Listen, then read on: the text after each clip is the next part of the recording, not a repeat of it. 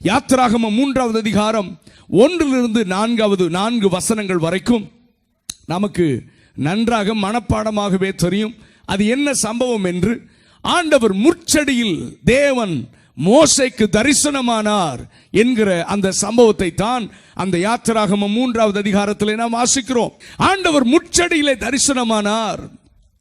அங்கே அவன் என்ன, முட்செடி வேகாமல் இருக்கிறது, ஆனால் அக்கினி பற்றி எரிகிறது என்ற ஒரு பெரிய ஆச்சரியத்தோடு அவன் நெருங்கியில் ஆண்டவர் அவனை பார்த்து சொன்னார், நீ நிற்கிற பூமி பரிசுத்த பூமி, உன் பாதரட்சைகளை கழற்றி போடு என்று சொல்லி கழற்றி போட்டு பிறகு அவனோடு கூட இடைப்பட ஆரம்பித்தார்.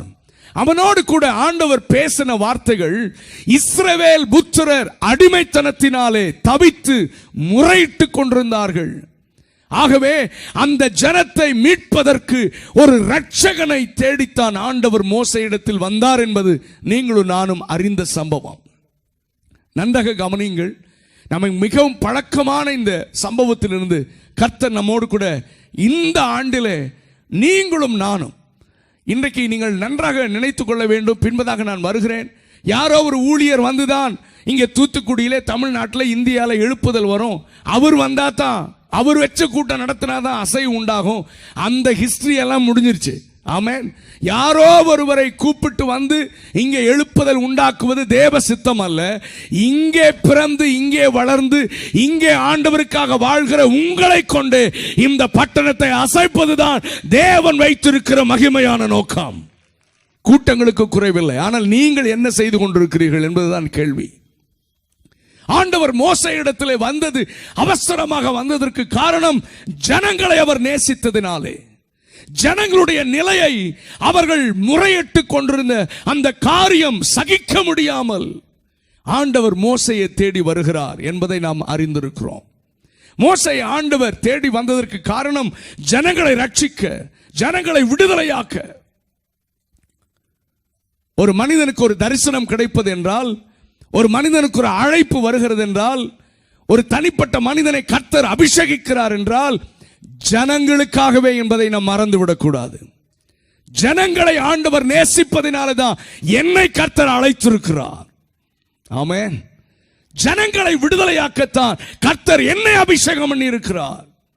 ஜனங்களுக்காகத்தான் கர்த்தர் எனக்கு வரத்தை கொடுத்திருக்கிறார். இதை நாம் மறந்துவிடக் கூடாது. என்னுடைய சுயநலத்திற்காக அல்ல. ஆண்டவராக இயேசு இந்த உலகத்தில் வந்து தன்னுடைய ஊழியத்தை ஆரம்பித்த பொழுது பிசாசு வந்து சொல்லுகிறான், இந்த கல்லுகள் அப்பமாகும்படி செய்யும். நீ தான் ரொம்ப பசியா இருக்கிறீரே, நீங்க 40 நாள் உபவாசம் இருந்து பசியா இருக்கிறீர், எனக்கு தெரியும். உங்ககிட்ட வல்லமை இருக்கு, நீ தேவனுடைய குமாரன்.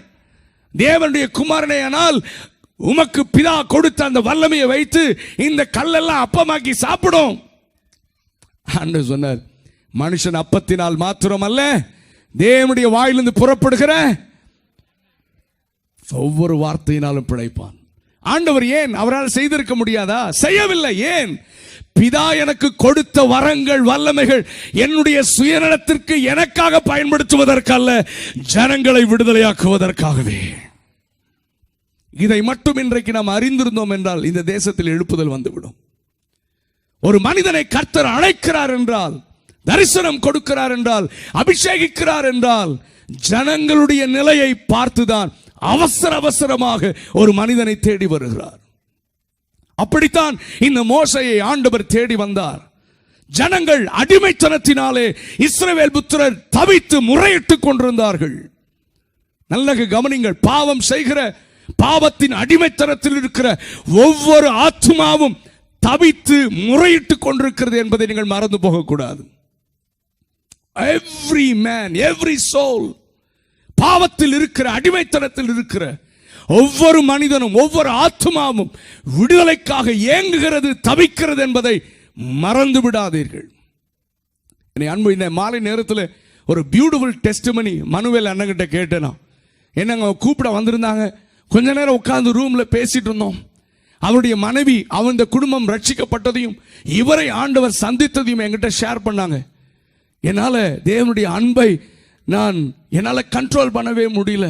ஒரு மனிதனை கர்த்தர் எவ்வளவு நேசிக்கிறார், அவனை எப்படி ஆண்டவர் ரட்சிக்கிறார் என்பதை நான் கேட்டு நாங்கள் நன்றியோடு ஆண்டவரை துதித்து நாங்கள் ஜெபித்தோம். அவங்க சொன்னாங்க, பிரதர், நான் பாரம்பரிய கிறிஸ்தவ குடும்பத்தில் பிறந்திருந்தாலும் நான் குடி பழக்கத்திற்கு அடிமையா இருந்தேன். எனக்கு வெளியே வரணும்னு ஆசை, என்னால முடியல. நான் குடிப்பழக்கத்தை, என்னுடைய மனைவி என்னை திருத்துவதற்கு முயற்சித்தாள், ஆனால் அது நடக்கவில்லை. குடித்து கொண்டிருப்பேன். குடித்து திடீரென்று அந்த குடி போதையிலும் எனக்கு ஏதாவது வழியில சபை சர்ச் இருந்துச்சுன்னா போய் உட்கார்ந்து அழுவேன். அது அவர் அல்ல, அவருக்குள்ள இருக்கிற ஆத்துமா விடுதலை பெற துடிக்கிறது. அந்த ஆத்துமா விடுதலை பெற துடிக்கிறது. நன்றாக கவனிங்கள். நான் இந்த மாலை நேரத்தில் இந்த பிரசங்கத்தை நான் ப்ரிப்பேர் பண்ணிட்டு இருந்தேன். கரெக்டா வந்து அவர் அந்த டெஸ்ட் பண்ணி சொன்னார். எனக்கு ரொம்ப ஆச்சரியமா இருந்துச்சு. பாவத்தில் இருக்கிற ஒவ்வொரு மனிதனுடைய ஆத்துமாவும் விடுதலைக்காக ஏங்குகிறது. இந்த இந்திய தேசத்திலே கோடான கோடி ஜனங்கள் இயேசு கிறிஸ்து தான் உண்மையான தெய்வம் என்று அறியாமல், அவர் தன்னுடைய சனக்காக, தன்னுடைய பாவத்திற்காக, தன்னுடைய சாபத்திற்காக கல்வாரி சிலுவையிலே ரத்தம் சிந்தி மரித்து விட்டார். அவரை விசுவாசித்தால் விடுதலையாவேன் என்கிற உண்மையை புரிந்து கொள்ள முடியாமல், அல்லது இயேசு கிறிஸ்து ரட்சகர் என்று பார்க்க முடியாதபடி சாத்தான், தீய சக்திகள் அவருடைய மனக்கண்களை குருடாக்கி வைத்திருக்கிறது.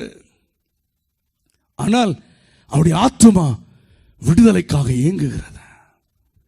பாவத்தின் அடிமைத்தனத்தினாலே போராடி கொண்டிருக்கிற எத்தனை ஜனக்கூட்டம் கர்த்தருடைய சந்நிதியிலே அந்த முறையீடு, அந்த துடிப்பு வந்து எட்டுகிறது.